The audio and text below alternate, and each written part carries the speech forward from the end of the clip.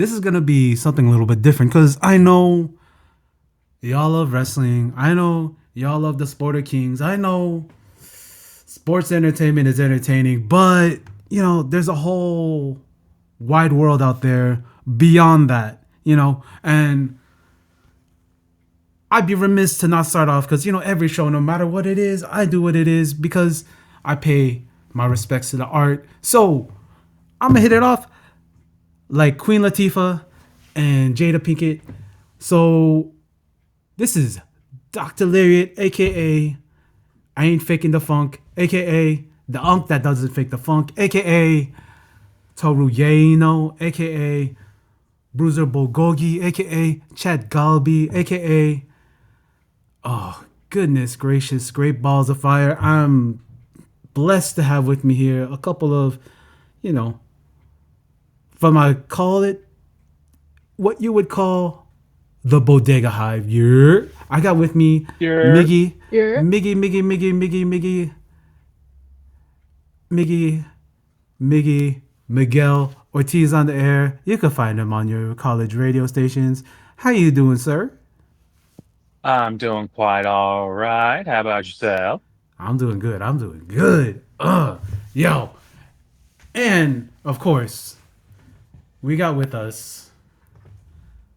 I'm not sure if it's okay to say it, but I'm gonna say it. We got a Bodega Queen up in here.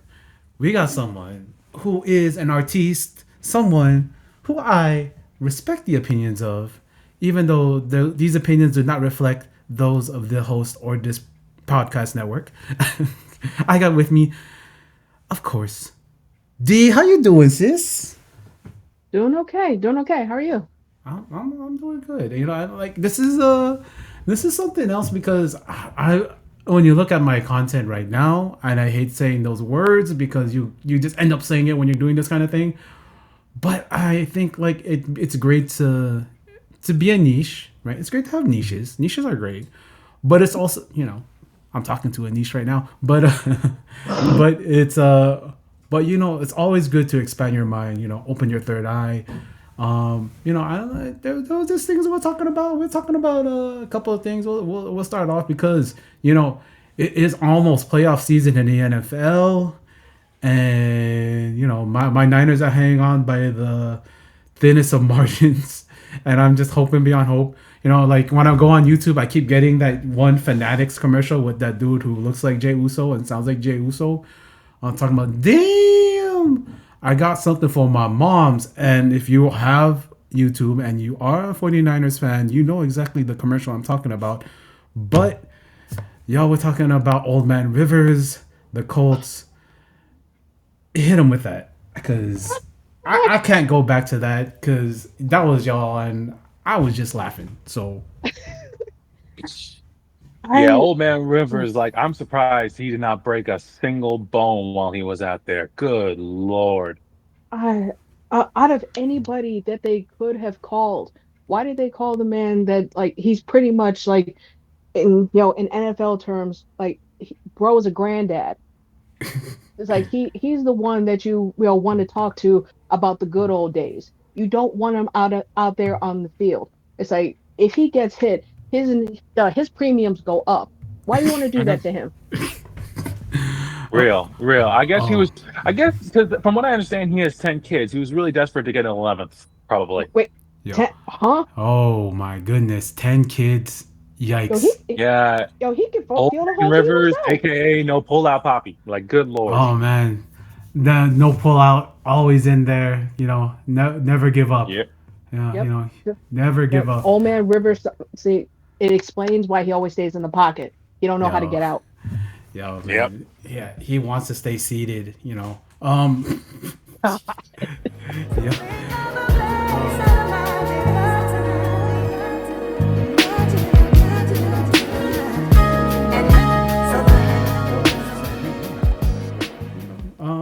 Stay seated. I can't.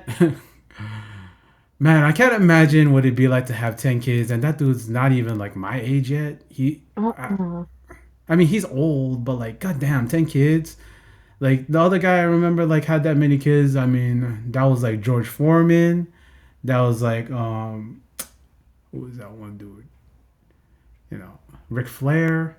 You know, it's Well, like you hit like so many, and you know, I'm just gonna pause myself right there.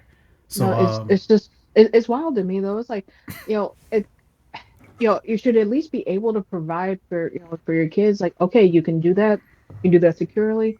All right, Mhm. good for you. But it's like, bro, if you're that scared of like losing your family name, it's like, bro, two's fine.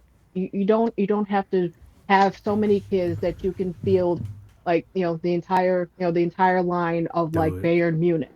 You don't have to do that. It's Oh yeah, okay. yo, he is this. He has a starting line. He has a starting lineup, or he almost has a starting lineup. Almost. Yeah, that's Yo, terrifying. uh, Yeah, and the fact that like he was a coach already for a football team out in Alabama before coming back to the Colts. Good Lord, man! Like, how is he? How does he get any rest now again? Considering the fact that he probably still has that coaching job, and as a result, now he's having to juggle two things at once. Like, good Lord, man! Like, you're old. You are a grandfather. You should be busy about your AARP card, not about like what's going on in the field No, he, bro probably did that just to get out the house. It's like he'd yeah. rather get yelled at by his coach than his kids. or his Hey, wife, probably. oh man, he probably, he's probably like when he has to go look at the playbook, he's like, honey, I can't talk right now. I can't talk. I'm doing my work right now. Oh yeah, I could definitely see that Yeah, dude using work as an excuse to just like, hey, yo, I gotta go to this meeting. He got the And readers on while reading the was it the you know the I cannot remember the name of like the tablet, the Microsoft tablet that they have, but I can see him Surface. like have yeah, the yeah, bro having the progressive readers on while looking at the plays. oh man, you know what move I did to my wife jokingly. So like she was talking to me right, and then I tapped to my earbuds, right? I tapped to my AirPods, and Mhm. then she gave me the look of like she's gonna kill me, and I was like, I'm just kidding. But he did that to his, he does that to his wife, where he's like, he looks up at her, and he goes points to the earbuds, and then looks back down at the tablet. You know that's what he does. She probably just looking at like, I hope you get hemmed up. Yo, man. These are the vibes I love because like sometimes these guided conversations that I have, it's sort of you find out sort of find yourself trapped in having conversation, and that's not real. I hate and the thing that I like about the what I do here, and one thing that I like about the podcast that I listen to, whether that be Chapo Trap House, whether that be if I'm gonna listen to Welcome to Come Town or something like that, you know I'm Team Stabria. But like if you're gonna listen to that stuff, you gotta make sure that everything that I listen to sounds like it's just people talking. I try to have that on my wrestling show, and it kind of devolves into that.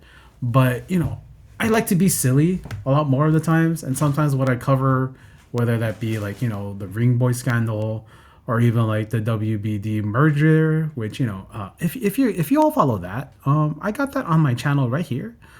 Check that out because we were ahead of the curve with Netflix and all that stuff back in June. So follow me. So I'm not trying to flex because it's not really that big of a flex.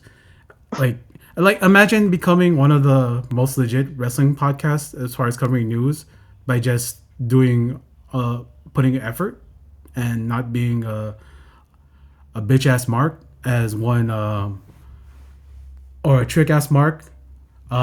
It's really easy. It's really simple and easy, but I gotta say no. Actually, like I'm kind of blessed just to have those kind of connections.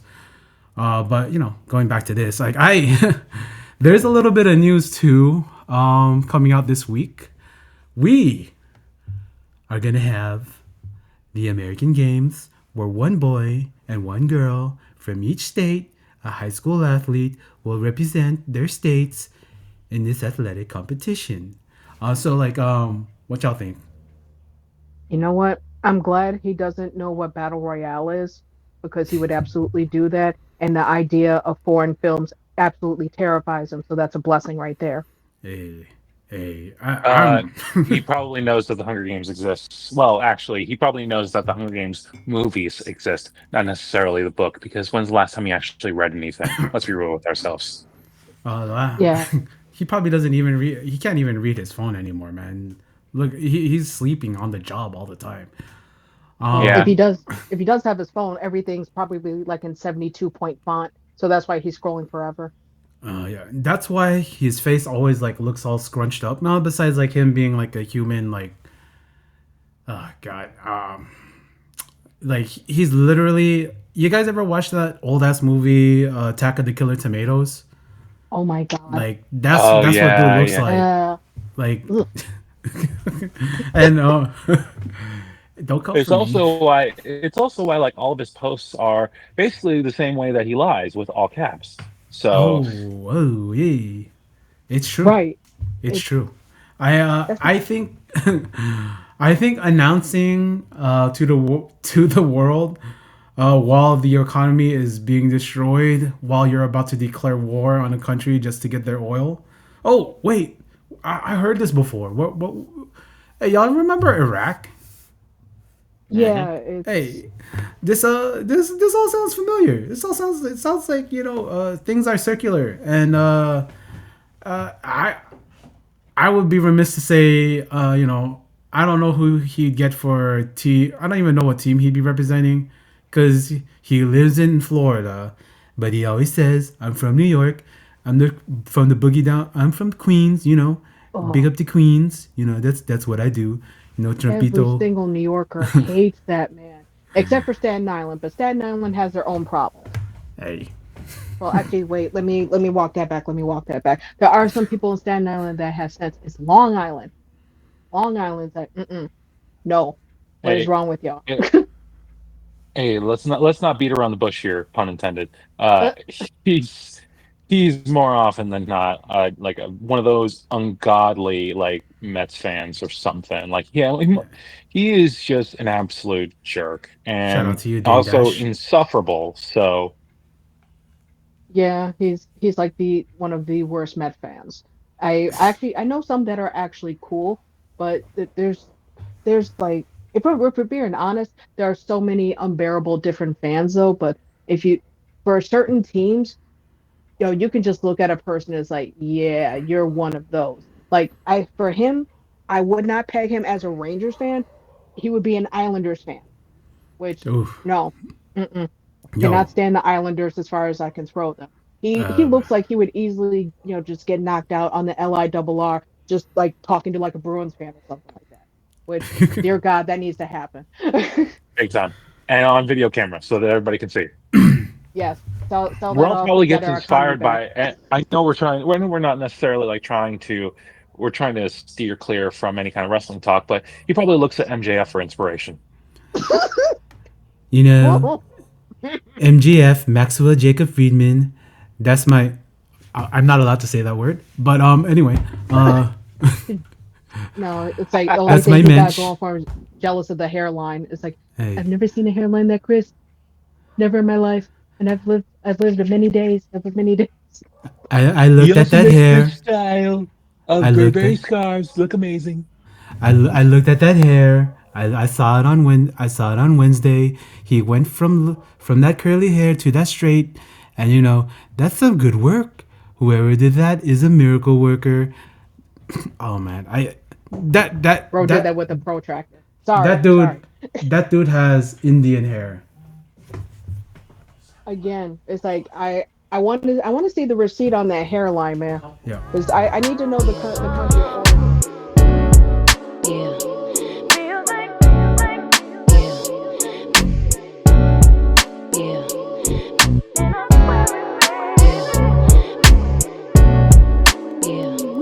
I've had so much fun on this. This has been experimental, but you know that's where I like to go. I like to go where people, in galaxies far, far away, and Where yo, no man has gone before. yeah, All it's right, you're definitely, mixing metaphors.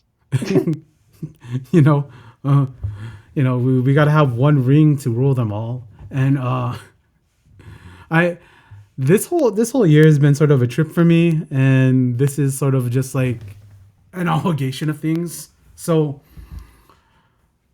I want to say thank you to D and to Miggy for being here, helping me out on this because I too often times I say this to people. You don't need to put yourself in a box, right?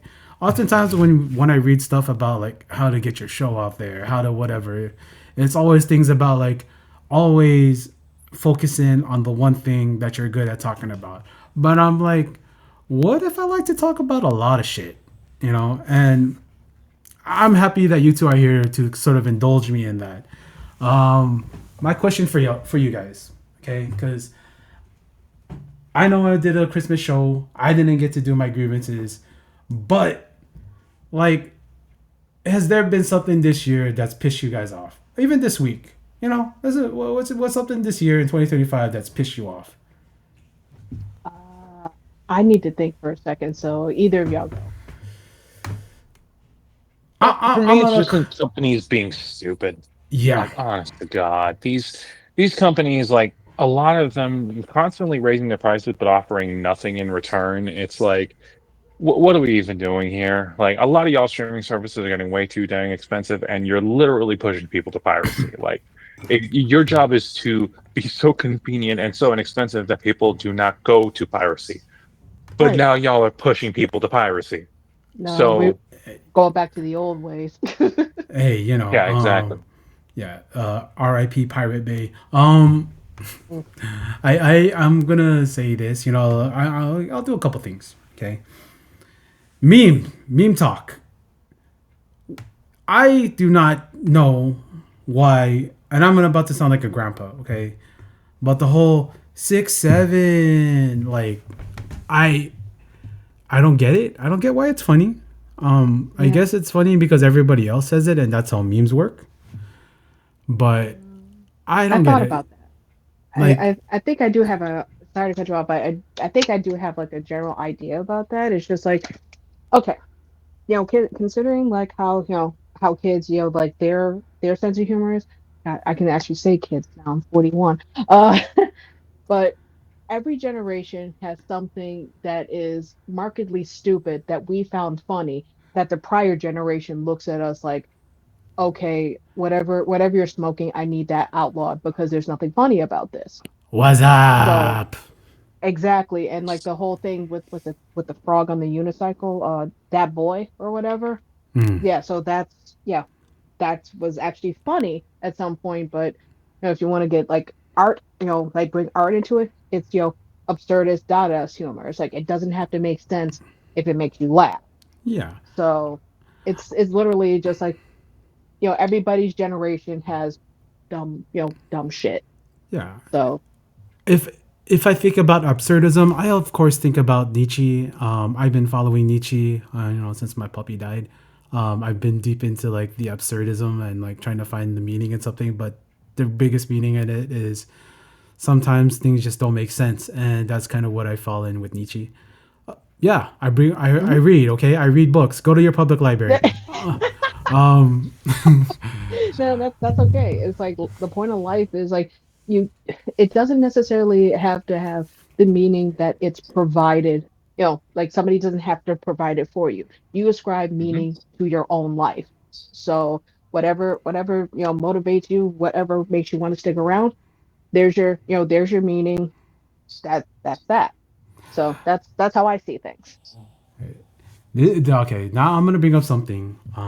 I'm about to, my brothers and sisters. I'm about to sound like I'm coming in here preaching, but I've been watching these things, hearing these things. I gotta say, what's making me sad, what's making me mad, what's making me angry, is the rise of racism and damn, fuck. Okay, being called during when you're thing and you forget to put your shit on silent, that pisses me off. But also, Whoops. whoops. But also, what makes me mad is there's this thing where people go online and they say I have black fatigue, or when people talk about you know we're talking about those people like, fresh and fit, where they have to like talk badly about what black people are, or I'm not this black person, or I'm not that way because I'm not that kind of black person, or they say, oh, why would I get mad over these kind of words? It's stupid to let words have power over you. And I'm like, yo, you know what? When I saw that one like manlet dude with the mustache get slapped by that other Republican dude, I laughed my ass off.